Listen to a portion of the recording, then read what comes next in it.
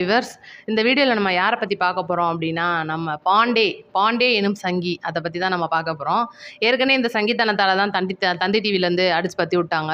இன்றைக்கி அவர் வந்து ஒரு பத்திரிகைக்காரராக இருக்கலாம், இல்லை அரசியல்வாதியாக கூட இருக்கலாம். அது ஒரு பக்கம் இருந்தாலும் கூட இன்றைக்கி அவரோட சேனல் யூடியூப் சேனலுக்காக அவர் வந்து ஒரு கருத்து கணிப்பு நடத்தியிருப்பாப்புல போல். அந்த ஒரு கருத்து கணிப்பில் மக்கள்கிட்ட நிறையா கேள்விகள் கேட்டிருக்காரு. இன்றைக்கி வந்து தாவேகா மக்கள்கிட்ட கேட்டிருக்காரு. ஆனால் எந்த மக்கள்கிட்ட கேட்டார், யார்கிட்ட கேட்டாருன்னா அதை பற்றி அவர் எதுவுமே சொல்லலை. அதை பற்றின வீடியோவும் இல்லை. இன்றைக்கி அவரோட கருத்து கணிப்பில் பங்கேற்றுக்கிட்ட நம்மளோட சப்ஸ்கிரைபர்ஸ் வியூவர்ஸ் யாராவது இருந்தீங்கன்னா உங்களுக்காக தான் கமெண்ட் பாக்ஸ் வெயிட்டிங்கில் இருக்குது.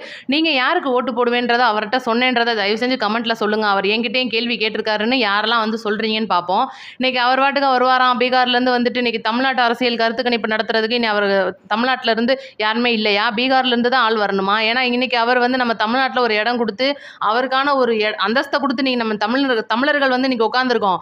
ஆனால் ஐயா மோடி அவர்கள் கூட இன்றைக்கி பீகாரை வஞ்சிக்கிறாங்கன்னு தான் ஒரு பேர் நம்மளுக்கு வந்திருக்கே தவிர இன்னைக்கு இவர் வந்து பீகார்லேருந்து வந்து தமிழ்நாட்டு அரசியலை அழகாவே கருத்து கணிச்சிருக்காருன்னு சொல்லலாம். அந்த இவர் என்னென்னலாம் பண்ணியிருக்காருன்றத வீடியோக்குள்ள நம்ம போய் பார்ப்போம். நம்ம சேனலுக்குள்ளே வந்திருக்கிறவங்க சப்ஸ்கிரைப் பண்ணிக்கோங்க, லைக் பண்ணிக்கோங்க. உங்களோட கமெண்ட்ஸ் எதுனாலும் மறக்காமல் கமெண்ட்டில் சொல்லுங்கள். வீடியோவை மறக்காமல் முழுசாக பாருங்கள். அப்படின்னா தான் நம்ம என்ன பேச வரோம் அப்படின்றது உங்களுக்கு புரியும். இன்றைக்கி வந்து அவர் 5-6 கேள்விகள் கேட்டிருப்பார் போல மக்கள்கிட்ட. வந்து என்னென்னா, தாவேகா வந்து கூட்டணி வச்சா நல்லா இருக்குமா, இப்போ வரப்போகிற தேர்தலில் யார் வந்து ஜெயிப்பாங்க, ஒருவேளை இன்றைக்கி தேர்தல் வச்சா இந்த ஒரு இக்கட்டான சூழ்நிலையில் இன்றைக்கி யார் முதல்வராக வருவாங்க, சிறந்த எதிர்க்கட்சியாக யார் யார் செயல்படுறாங்க, அதிமுக வந்து இன்றைக்கி பிரிஞ்சு கிடக்கு, இத்தனை சிதறி கிடக்கு, இவங்களில் வந்து ஒன்றிணையணுமா வேணாமா அப்படின்ற ஒரு 5-6 கேள்வியை முன் வச்சு தான் அவரோட கருத்து கணிப்பு இருக்குது. இன்றைக்கி அதெல்லாம் வந்து ஒரு பக்கம் இருக்கட்டுங்க. இன்றைக்கி அதிமுக சிதறி கிடக்கு, அதிமுக வந்து ஒன்றிணைஞ்சாங்கன்னா அவங்கள எதிர்க்கிறதுக்கு இன்றைக்கி தமிழ்நாட்டில் ஆள் இல்லைன்னு எல்லாருக்குமே தெரியும்.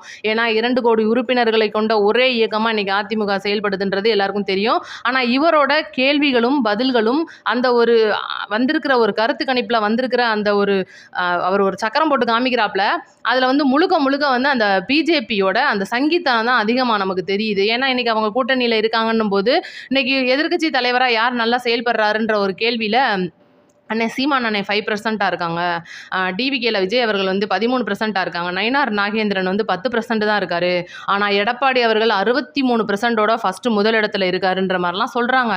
இன்றைக்கி எடப்பாடி அவர்கள் எதிர்க்கட்சியாக இருந்து நிறைய கேள்விகள் கேட்குறாரு அப்படின்னு நமக்கு வேணால் தெரியும். இன்றைக்கி எதிர்க்கட்சியாக அடுத்தப்புறமாக இருந்து டிஎம்கே ஆளும் கட்சியாக இருக்கட்டும், ஏகப்பட்ட கட்சிகளில் இருந்து வர ப்ரெஷர் அதிகமாக இருக்கிறதே வந்து டிவிகேக்கு தான். அப்படின்னும் போது இவர் எந்த வகையில் இந்த ஒரு கருத்து கணிப்பை நடத்தியிருக்காரு அப்படின்னு புரியலை. ரெண்டாவது நான் சீமான் அண்ணனை பற்றி பேசி ஆகணும். இன்றைக்கி எந்த அளவுக்கு டிவிக்கே வளர்ச்சி அடைஞ்சிருக்கோ அதை விட ஒரு ஸ்டெப்பு 2 ஸ்டெப்பு கம்மியாக இருந்தாலும் கூட நாம் தமிழரோட சீமான் அண்ணனோட கட்சி ஒரு அசுரவேக வளர்ச்சி அடைஞ்சிருக்குன்னு தான் சொல்லி ஆகணும். என்ன வேணாலும் நம்ம வீடியோவுக்கு பேசிட்டு போகலாம். ஆனால் இன்றைக்கி மக்களோட மனசில் டிவிகேக்கு அடுத்த இடத்துல நாம் தமிழரை சொல்லிட்டு இருக்காங்க. ஏன்னா மக்கள் எல்லாருமே புதுசாக தான் எதிர்பார்க்குறாங்க. டிவிகேவை தவிர்த்தவங்களும் சரி, இன்றைக்கி டிஎம்கே வேணாம், ஏடிஎம்கே வேணாம், பிஜேபி வேணான்னு தவிர்த்தவங்களும் சரி, ஒன்று நாம் தமிழரில் இருக்காங்க, இல்லை நோட்டா பக்கம் போயிடுறாங்க. அப்படின்னும் போது இவர் எந்த வகையில் அண்ணன் சீமானுக்கு 5% தான் ஓட்டு வருதுன்னு சொல்கிறாருன்றது புரியலை. எப்பா நாம் தமிழர் தம்பிகளா, இப்படி உங்களை போட்டு ஒருத்தர் வடநாட்டிலேருந்து வந்து புலந்துக்கிட்டு இருக்காப்புல, நீங்கள் அக்காட்ட வந்து பேசுகிறீங்க. அவர் அங்கே பெரிய டேஸ் மாதிரி பேசி இருக்கிற மக்கள்கிட்ட பூரா கருத்து கணிப்பு கேட்டிருக்கேன்னு சொல்லி உங்கள் கட்சி, ஏன்னா நீங்கள் ஆல்ரெடி 8% வச்சுருக்கீங்கன்னு தேர்தல் கமிஷனே உங்களுக்கு வந்து ஒரு அப்ரூவல் கொடுத்துருக்குப்பா. இன்றைக்கி நீங்கள் அவர்கிட்ட போய் கேட்காம கேள்வி கேட்காம இங்கே நீங்கள் இருக்கிற கட்சிகள்கிட்ட பூரா நீங்கள் கேள்வி கேட்டுட்ருக்கீங்கன்னா மக்கள் வந்து அவரோட என்ன, இன்றைக்கி அவர் வந்து ஒரு பெரிய மூத்த பத்திரிகையாளர் அப்படின்னும் போது அவரோட ஒரு இதைத்தானே பார்ப்பாங்க. அப்படின்னும் போது உங்கள் கட்சிக்கு அங்கே அவர் மைனஸாக கொடுத்துட்ருக்காரு. அப்புறம் டிவிகே தம்பிகளா, நம்மளும் வந்து நீங்கள் அதுக்கான வேலையை தான் பார்க்கணும். எந்த வகையில் இவர் கருத்து கணிச்சிருக்காரு எனக்கு அதுதான் புரியலை. ஏன்னா நம்மளோட சேனலில் நிறைய மக்கள் கருத்து வீடியோ போட்டிருக்கோம். மக்களோட வாயிலேருந்து வர்ற அந்த ஒரு வார்த்தைகளை நம்ம வீடியோவாக பதிஞ்சிருக்கோம். ஆனால் இவர் அப்படி கிடையாதுங்க.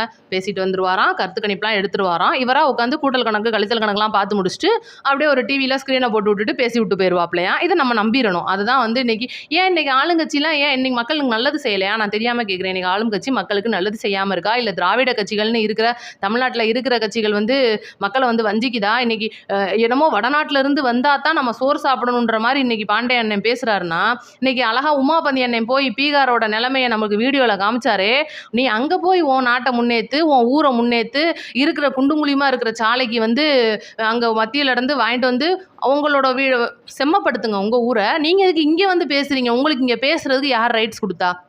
உங்களுக்கான வேலை இருந்துச்சு. நீங்க பேசுனீங்க.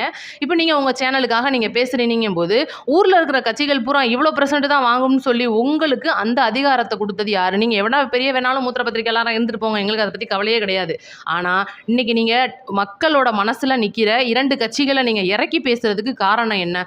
இன்னைக்கு பிஜேபியா இருக்கட்டும், ஏடிஎம்கேவா இருக்கட்டும், அவங்க உங்க கூட வந்து சேர்ந்துடுறாங்க. அவங்களும் சங்கியா மாறுறாங்கன்றதுக்காக நீங்க இருக்கிற கட்சிகள பூரா பேசுனீங்கன்னா, மக்கள் என்ன நெனைப்பாங்க? என்னடா இது ஏற்கனவே இவரு ஒரு பெரிய சங்கின்னு தெரியும். இதுல இருந்தாலும் வந்து சங்கித்தனம் அதிகமா தெரியுதே! இன்னைக்கு ஏடிஎம்கே காரங்களும் சங்கியா மாறப் போறாங்களா? அப்படின்னு தோணுமா இல்லையா? ஏன்னா இன்னைக்கு ஏடிஎம்கேக்குள்ள நெறைய கூட்டணி பிரச்சனை இருக்கு. நீங்க அத தீர்க்க வச்சிருக்கிறதுக்கான ஒரு முன்னெடுக்கலாம். ஏன்னா நீங்க வந்து இப்ப கூட்டணியில பிஜேபி வந்து சேர்றாங்க. எங்க வந்து ஒரு அமர்வு போட்டு ஏடிஎம்கேலாம் ஒண்ணு சேருங்கப்பா. இன்னைக்கு நம்ம வந்து பிஜேபியோட கூட்டணியில வரப்போறோம். நம்ம வந்து இன்னைக்கு தமிழ்நாட்ட ஆளலாம். அழகா வந்து டிஎம்கேவ அடிச்சு விட்டு போயிரலாம். ஏன்னா இன்னைக்கு ஏடிஎம்கே வந்து ஒரு பெரிய கட்சி. ஐயா ஓபிஎஸ்ஸா இருக்கட்டும், இபிஎஸ்ஸா இருக்கட்டும், டிடிவி தினகரன் அண்ணனா இருக்கட்டும், சின்னம்மா அவர்களா இருக்கட்டும், என்ன அவங்கலாம் பெரிய அரசியலுக்கு அம்மையா இருக்க போறாங்க? அம்மாவுக்கு அடுத்து கட்டி காத்த சசிகலா அம்மா வந்து இன்னைக்கு தலைமை ஏற்று வந்தாலே இன்னைக்கு ஏடிஎம்கே ஜெயிச்சுட்டு போயிருமே.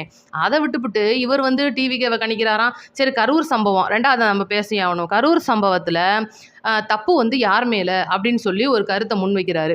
இது எல்லாருக்குமே தெரியும். அந்தந்த ஆளுக மேல தான் தப்பு. இதை நான் நிறைய வீடியோல சொல்லியிருக்கேன். குழந்தைங்களை தூக்கிட்டு வந்தது அந்த பெத்தவங்க தப்பு. கர்ப்பிணி பெண்கள் வந்தது அவங்களோட தப்பு. வயசானவங்களை கூட்டிட்டு வந்தது அங்க இருக்கிற தொண்டர்களோட தப்பு. தொண்டர் படை அமைக்காதது கட்சியோட தப்பு. இதை வேணா நம்ம சொல்லலாமே தவிர, விஜய் இந்த இதுக்கு எதுக்காக வந்து அவர் வந்து உங்கள்கிட்ட வந்து கையை கட்டி நிற்கணும். இன்னைக்கு இருக்கிறவங்க காலில் புறா விழுகணும். இன்னைக்கு ஒவ்வொரு குடும்பத்துக்கும் அவர் வந்து ஆறுதல் வழங்கி 20 லட்ச ரூபா பணம் கொடுக்கணும். இன்னைக்கு அந்த பணத்தால் வந்திருக்கிற பிரச்சனையை நம்ம பார்த்துட்டு தான் இருக்கோம். நம்ம எல்லாத்தையுமே இன்னைக்கு நம்ம பேசி வீடியோவில் கிளியராக சொல்லிக்கிட்டே இருக்கோம். இன்னைக்கு ஒரு குடும்பத்தில் ஒரு அம்மாவை இழந்த ஒரு குட்டி குழந்தை, அந்த குட்டி குழந்தை வந்து அவங்களோட அம்மாவை இழந்துருச்சு. அந்த அந்த அவங்க வந்து அந்த குழந்தையோட அம்மா வந்து இன்னைக்கு இறந்து போயிட்டாங்க. அந்த குழந்தையோட பாட்டி தான் இவ்வளோ நாள் அந்த குழந்தையை கவனிச்சுட்டு வந்துட்டு இருக்காங்க. ஏன்னா குழந்தைக்கு அப்பான்ற ஒருத்தர் வந்து விட்டுட்டு போயிட்டாருன்னும் போது இன்னைக்கு அவங்க அம்மா இறந்துட்டாங்க. குழந்தை தனியாக பாட்டியோட இருக்குதுன்னு தெரிஞ்சு இந்த 20 லட்ச ரூபாய்க்கு இன்னைக்கு அந்த குழந்தைய அந்த அப்பங்காரன் வந்து தூக்கிட்டு போறான் அப்படின்னா, இன்னைக்கு அவ்வளோ தூரம் பொண்ணை இழந்து தவிக்கிற அந்த ஒரு அம்மா, வயசான அம்மாவும் தன்னோட பாட்டியை இத்தனை நாளா வளர்த்த பாட்டி இழந்து தவிக்கிற அந்த பிஞ்சு குழந்தையும் இன்னைக்கு இந்த 20 லட்ச ரூபாயால பிரிஞ்சிருக்காங்கன்னா அதுக்கு காரணம் யாரு? தீர விசாரிக்காம நீங்க கொடுத்த காசு. அதை நம்ம சொல்லியே ஆகணும். இதை வந்து யாராலையும் மறுக்க முடியாது. இதுக்கு முழுக்க முழுக்க காரணம் கரூர்ல இருக்கிற அந்த மாவட்ட செயலாளர்களும் நிர்வாகிகள் தான். ஏன்னா இன்னைக்கு அவங்க விசாரிச்சு இவங்க குடும்பம் இப்படி இருக்குங்க, இவங்க குடும்பத்துல வர பிரச்சனை இருக்கு, இந்த குடும்பத்துக்கு இந்த காசை நம்ம இப்போ வழங்கலாம், இந்த காசை நம்ம நிப்பாட்டி வச்சிருந்து ஓரளவு பிரச்சனையை தீர்த்து முடிச்சதுக்கப்புறம் கொடுக்கலான்னு நீங்கள் சொல்லணும். அந்த பிரச்சனைகள்லாம் உட்கட்சி பூசல் உள்ளே போயிட்டுருக்கு. இன்றைக்கி 20 லட்ச ரூபாயால் சில குடும்பங்கள் நடு நிலைமைக்கு வந்துருச்சுன்றது சொல்ல வேண்டிதான் ஆகணும். வேறு வழி இல்லை. அன்னை விஜய் அண்ணன் வந்து இன்றைக்கி ஒரு தவறான முன்னுதாரணத்தை எடுத்து வச்சிட்டாரோ அப்படின்னு எங்களுக்கே தோண தான் செய்து. அண்ணன் வந்து இனி வரப்போகிற நாட்கள்லையும் இனி அடுத்து தொடரப்போகிற தேர்தல் பிரச்சாரங்களையும் இந்த மாதிரி ஒரு சூழ்நிலை வராமல் இருக்கிறதுக்கு தொண்டர்படை அமைச்சிருக்காரு. வழக்கறிஞர் அணியிலேருந்து அவ்வளோ அணிகள் இன்றைக்கி வந்து புதுசாக வந்து நிறையா கட்சிகளை வந்து இம்ப்ரூவ் பண்ணிட்டு இருக்கிறது ரொம்ப ஒரு நல்ல விஷயமா இருக்குது. ஏன்னா இந்த மாதிரி இன்னைக்கு இந்த இளைஞர்களை வந்து நம்ம தடுத்து ஆகணும். அவங்களோட அந்த ஆர்வத்தை வந்து நம்ம அரசியல் ஆர்வம்ன்றது இருக்க தான் செய்யுன்றதுக்காக கூட்டமாக வந்து வண்டியில் விழுந்து சாகிறதுக்கும், பேனரில் கட்டி விட்டு கீழே இறங்கி விட்டு கட்சிக்கு ஒரு கெட்ட பேர் வாங்கி கொடுக்குறதுக்கும், தலைவருக்கு கெட்ட பேர் வாங்கி கொடுக்குறதுக்கும் நம்ம ஒன்றும் கட்சி ஆரம்பித்து இங்கே கட்சி வளர்ந்துக்கிட்டு இருக்கல. கட்சியில் வந்து கோடி கோடியாக பணம் கொட்டிட்டு கிடக்கல. ஏன்னா அடுத்த கட்சிகள் மாதிரி இங்கே வந்து எந்த வகையிலையும் பணம் வரல. அண்ணன் அவர்கள் உழைத்து சம்பாதித்த காசை தான் இன்றைக்கி தேர்தலில் பயன்படுத்திக்கிட்டு இருக்காருன்னு எல்லாருக்குமே தெரியும். அதனால் தொண்டர்கள் இந்த நிலைமை அறிஞ்சு எப்படி வழிகாட்டு நெறிமுறைன்னு சொல்லி ஒரு அறிக்கை கொடுக்குறாங்களோ அதுபடி நீங்கள் வந்துட்டு போயிட்டீங்கன்னா கட்சிக்கும் கெட்ட பேர் கிடையாது, தலைவருக்கும் கெட்ட பேர் கிடையாது, நம்மளோட கட்சியும் நல்லபடியாக வளரும்னு நான் சொல்லிக்கிறேன். இன்னைக்கு பாண்டே அண்ணன் செஞ்ச இந்த ஒரு கருத்து கணிப்பில் எங்களுக்கு உடன்பாடு கிடையாது. இந்த ஒரு சங்கீதனமான கருத்து கணிப்புக்கு கண்டிப்பாக நாங்கள் அதுக்கான தான் நான் முக்கியமாக அந்த வீடியோ போட்டது. உங்களோட கமெண்ட்டை நீங்கள் கமெண்ட்டில் சொல்லிடுங்க. மறக்காமல் நம்ம சேனலை சப்ஸ்கிரைப் பண்ணிக்கோங்க. அனைவருக்கும் நன்றி. அடுத்த வீடியோவில் பார்ப்போம்.